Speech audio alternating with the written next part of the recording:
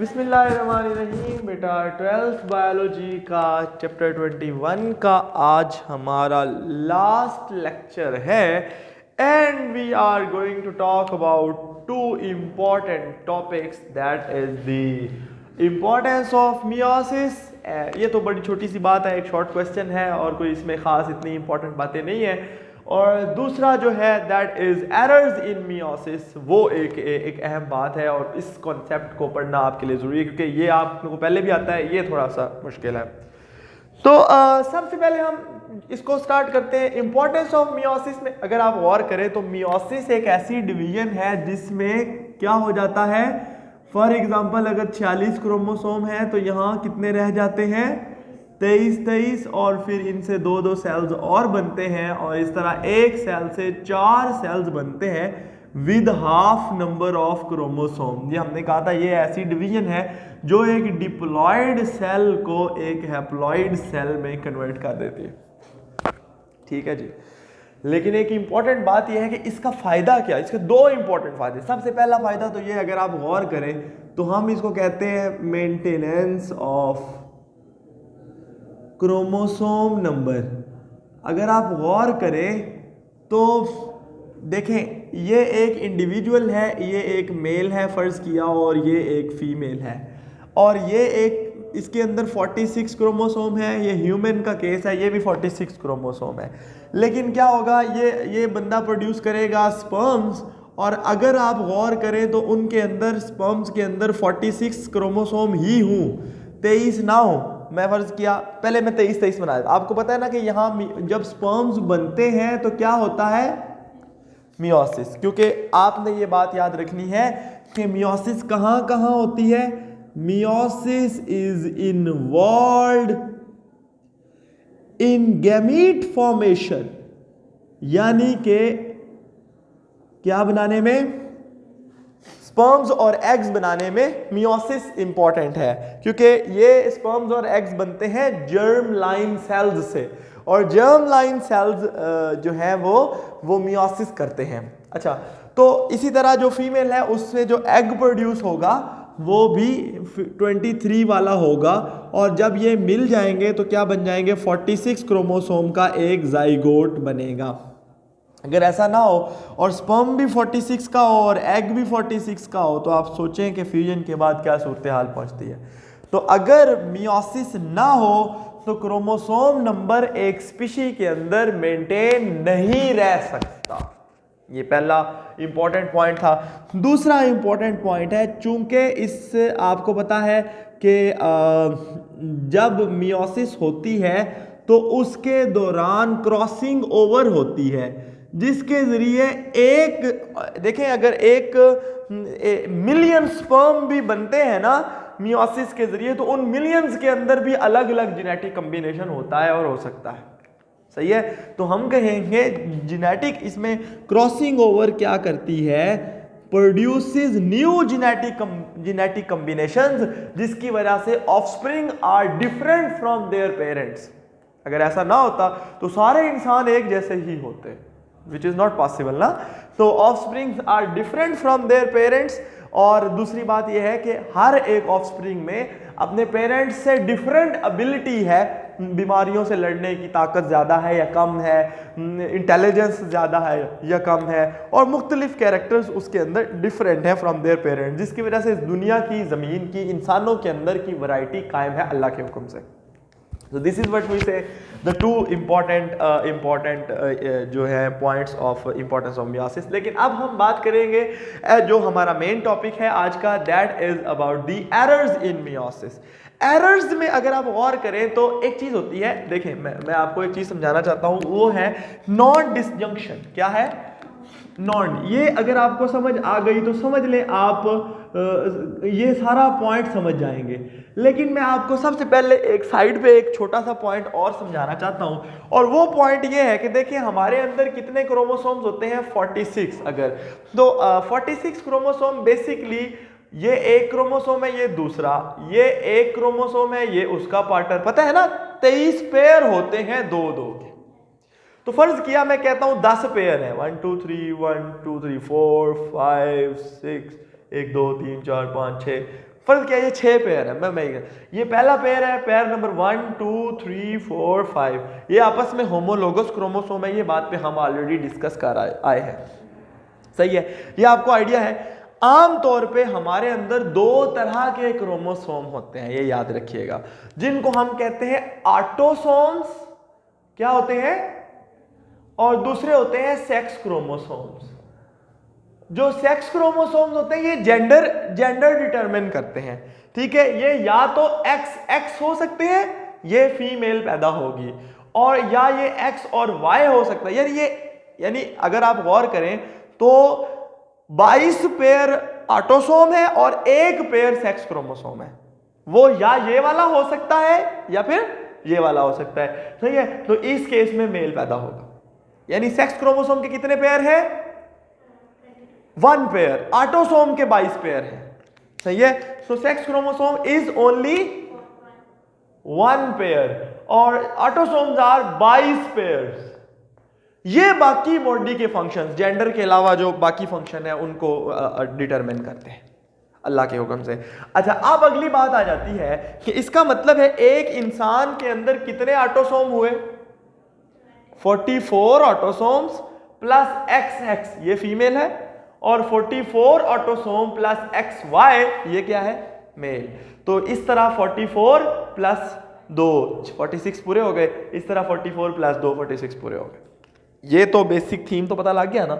ये वाला कॉन्सेप्ट अगर आपको आ गया तो अच्छा, अब एक और कॉन्सेप्ट आपने पढ़ा हुआ है, वो ये है कि नॉर्मली जब आप देखते हैं कि ये मियोसिस 1 की एनाफेज 1 है, ठीक है। मियोसिस 1 में आपको पता है ये एक क्रोमोसोमल पेयर है और ये एक दूसरा क्रोमोसोमल पेयर है, सही है। 4 क्रोमोसोम, हमने कल जो लेक्चर पढ़ा था उसके अंदर सारी बातें थी। तो अगर आप गौर करें तो नॉर्मली एनाफेज 1 में क्या होता है कि ये एक पेयर इधर एक क्रोमोसोम इधर चला जाता है और एक क्रोमोसोम इधर आ जाता है, ऐसे ही था ना। और ये क्या था, बाइवेलेंट का एक पार्टनर इधर आ जाता है और दूसरा पार्टनर उधर चला जाता है, बाकी वो जो दूसरे थे वो आपस में। आपको ये बात पता है ना, सारी बात हमने, इसे कहते हैं, देखो ये बाइवेलेंट जुड़ा हुआ था ना, लेकिन अब ये सेपरेट हो गया, इसे क्या कहते हैं, जुड़े रहने को जंक्शन कहते हैं। डिसजंक्शन का मतलब क्या हुआ, सेपरेट हो जाना, ठीक है। और नॉन डिसजंक्शन का मतलब क्या हुआ, फेलियर टू सेपरेट। समझ आ गई ना बात की, क्लियर हो गया कि दिस इज, हम इसका मतलब ये हुआ कि इस केस में क्या होगा, नॉन डिसजंक्शन में क्या होगा, यानी मैं कहूंगा फेलियर टू सेपरेट, या failure of homologous chromosomes to separate, या फेलियर ऑफ बाइवेलेंट सेपरेशन, वो लैदा नहीं होता। इसमें क्या होगा कि गलती से ये जो एक ये जो है ना, ये क्रोमोसोम ये इधर चला जाएगा तो इधर कुछ भी नहीं आएगा और इधर एक एक्स्ट्रा आ जाएगा, ऐसे ही होता है ना। फर्ज किया इंसानों के अंदर यही सूरत हाल हो तो देखो, अच्छा इससे जो सेल्स बनेंगे वो क्या हो, यानी जब ये पहुंच जाएंगे टीलोफेज के अंदर, तो पता समझ आ रही है ना, जब ये टीलोफेज में पहुंच जाएंगे तो इधर एक न्यूक्लियस बनेगा, इधर एक न्यूक्लियस बनेगा, ठीक है। यानी और इसके अंदर एक ही क्रोमोसोम होगा और इसके अंदर आमतौर पे दोनों एक होना, आमतौर पे 2 होने चाहिए थे, लेकिन इस केस में एक में 3 और एक में 1, यानी एक में एक कम है और एक में एक ज्यादा है, सही है। ये तो केस हो गया नॉर्मल, यानी फेलियर टू सेपरेशन। अब यही अगर हम इंसानों पे अप्लाई करें तो भला बताओ हम मुझे कि जो है फर्ज किया इंसानों के अंदर 46 क्रोमोसोम होते हैं ना, है ना। तो इंसानों के अंदर अगर ऐसा कुछ हो जाए तो एक स्पर्म यानी 2 स्पर्म बन रहे हैं, तो एक में होंगे 24 क्रोमोसोम और एक में होंगे 22 क्रोमोसोम। समझ आ गई ना बात की। अच्छा, जब ये क्रोमोसोम किसी एग के साथ जाके मिलेगा, ठीक है, तो ये क्या बना देगा, ये बनाएगा 47, ठीक है। और ये जो है ये जब किसी के साथ मिलेगा तो ये क्या बना देगा, इसमें 23 होते हैं और इसमें भी आपको पता है एग नॉर्मल है स्पर्म खराब है, या एग खराब है स्पर्म नॉर्मल है, ठीक है। तो इस केस में कितने होंगे 45, दोनों केस नॉर्मल नहीं है।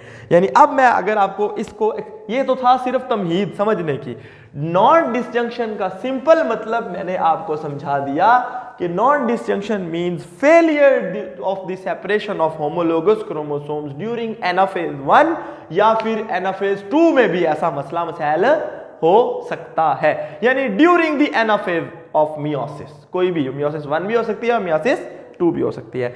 दोनों केसेस के अंदर there is unequal distribution of the, पता लग रहा है ना, इसकी वजह से क्या होता है, unequal distribution of chromosomes in the gametes, क्योंकि ये मियोसिस होती तब है जब गैमीट्स बनते हैं, तो उस दौरान अनइक्वल डिस्ट्रीब्यूशन होती है। सही है जी। तो जिसकी वजह से आगे मसले मसाइल आते हैं। वो क्या मसले मसाइल आते हैं, वो डिपेंड करता है एक चीज पे। वो पता है कि क्या चीज है, कि कौन सा पेयर खराब हुआ है। क्रोमोसोम के कितने पेयर थे, 23 पेयर थे ना, 23 में से जिस पेयर का एक्स्ट्रा या जिस पेयर का कम आया है उसके हिसाब से वो बीमारी आ जाएगी। वो क्रोमोसोम जिस चीज के लिए कोड करता है वो चीज या एक्स्ट्रा होगी या मिसिंग होगी, सिंपल सी बात है। सही है ना। फर्ज किया, इसको फर्ज किया, देखो अगर फर्ज हमारे अंदर, इंसानों के अंदर फर्ज किया एक चीज आ जाती है जिसको हम कहते हैं 21 नंबर जो क्रोमोसोमल पेयर है ना, 21 नंबर पेयर, वो पेयर एक एक्स्ट्रा क्रोमोसोम आ जाता है। सही है। इसका मतलब ये हुआ कि इसके अंदर, यानी इंसानों के अंदर, ये समझे आप 3 नहीं है, ये क्या है, 46 है, 23 है, ये स्पर्म बनेगा ना, तो समझो इसमें 23 क्रोमोसोम की बजाय कितने आ गए हैं, 24। 23 आने थे ना, एक एक्स्ट्रा आ गया है, समझ रहे हैं। फर्ज किया, ये समझो अब 22 है, ये एक एक्स्ट्रा है ना, तो 23 क्रोमोसोम 23 की बजाय कितने आए, सॉरी 24। सही है। जब 24 क्रोमोसोम आए हैं, एक क्रोमोसोम एक्स्ट्रा है, और वो कौन से नंबर वाला है, फर्ज किया वो क्रोमोसोम नंबर 21 एक्स्ट्रा आ गया है। इसी तरह क्रोमोसोम नंबर 1 भी एक्स्ट्रा आ सकता है, क्रोमोसोम नंबर 2 भी आ सकता है, 3 भी आ सकता है, सेक्स क्रोमोसोम भी आ सकते हैं एक्स्ट्रा। जौन सा क्रोमोसोम एक्स्ट्रा आएगा या मिसिंग होगा उसके हिसाब से बीमारी डिसाइड होगी और उसका नाम भी वही होगा। सही है। मसलन अब जो मैं आपको चीज समझाना चाहता हूं वो क्या है, डाउन सिंड्रोम। क्या कहते हैं इसको, इसका एक और दूसरा नाम भी है, वो मुझे भूल गया, जरा देखना क्या है। हाँ, ये एमसीक्यू आता है, मोंगोलिज्म। ठीक है, इधर देखो, इसमें होता क्या है डाउन सिंड्रोम में। अगर मैं आम जुबान में इसको समझाना चाहूं तो मैं पता है क्या कहूंगा, ट्राइसोमी 21। बस इसका मतलब ये है कि एक एग था जिसके अंदर आमतौर पे 23 क्रोमोसोम होने चाहिए थे, लेकिन कितने थे, 24। मतलब सारे क्रोमोसोम की एक एक कॉपी थी। स्पर्म के अंदर या एग के अंदर क्रोमोसोम की दोनों कॉपियां नहीं होती, क्योंकि हाफ नंबर ऑफ क्रोमोसोम, पता है ना बेटा, समझ आई, बेसिक थीम पता होना चाहिए कि दोनों के अंदर क्रोमोसोम्स की एक एक कॉपी होनी चाहिए। लेकिन कौन से नंबर के क्रोमोसोम की एक्स्ट्रा कॉपी है, 21 नंबर वाले की। इसका मतलब इसमें टोटल क्रोमोसोम कितने हो गए, 24। होने कितने चाहिए थे, 23। और जब ये किसी स्पर्म जो नॉर्मल है जिसके अंदर 23 क्रोमोसोम उसके साथ मिलेगा तो ये 47 क्रोमोसोम है, जिसके अंदर 45 ऑटोसोम है प्लस एक XX है। सही है। यस, XY भी हो सकता है, कोई इशू नहीं है। ठीक है। ये जो 45 है इनमें 44 तो नॉर्मल है, लेकिन एक 21 नंबर वाला क्रोमोसोम इसमें एडिशनल है, तो हम ये कहेंगे they have an additional autosome of the 21 pair.